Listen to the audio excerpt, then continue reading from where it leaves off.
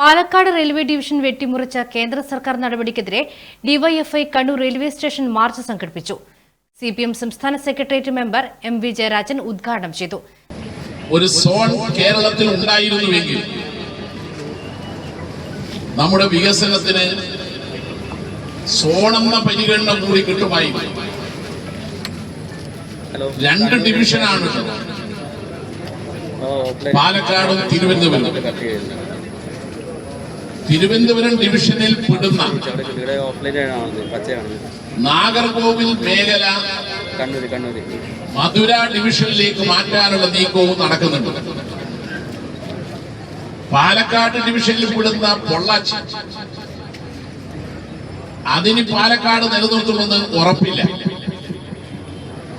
ചുരുക്കത്തിൽ സോണില്ല, ഡിവിഷൻ വെട്ടിക്കുറക്കുന്നു.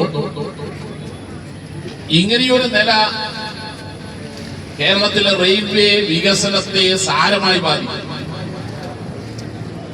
കേരളം ദീർഘകാലമായി ആവശ്യപ്പെടുന്നതാണ് coach factory. Palakkad അതിനു വേണ്ടുന്ന സ്ഥലം ഇടതുപക്ഷ ഗവൺമെന്റ് എടുത്തു കൊടുത്തു. പാർലമെന്റിൽ പാലക്കാട് റെയിൽവേ കോച്ച് ഫാക്ടറി അനുവദിക്കുമെന്ന് പ്രഖ്യാപിച്ചതാണ്. സ്ഥലം റെയിൽവേ അധികൃതർ വന്ന് പരിശോധിച്ച് തൃപ്തിപ്പെട്ടതാണ്. ഏറ്റവും ഒടുവിൽ കേന്ദ്ര ഗവൺമെന്റ് കോച്ച് ഫാക്ടറി കേരളത്തിൽ ഇല്ലെന്ന് പറഞ്ഞു കഴിഞ്ഞു. 3ാം പാത അത് കേരളത്തിന്റെ ഒരു പൊതു ആവശ്യമാണ്.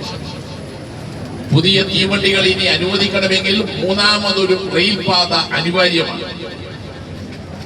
ഡിവിഷനുകൾ വെട്ടിക്കുറച്ചതോടെ ഇപ്പോൾ അതിന്റെ സാധ്യതയും അടയുകയാണ്. ജില്ലാ പ്രസിഡന്റ് കെ അനുശ്രീ അധ്യക്ഷയായി. ജില്ലാ സെക്രട്ടറി മുഹമ്മദ് അഫ്സൽ സംസാരിച്ചു. Muhammad Siraj, PM Akhil, AP Anveer, Shibin ഖാനായി, Kiran Karunakaran, CP Shiju തുടങ്ങിയവർ നേതൃത്വം നൽകി.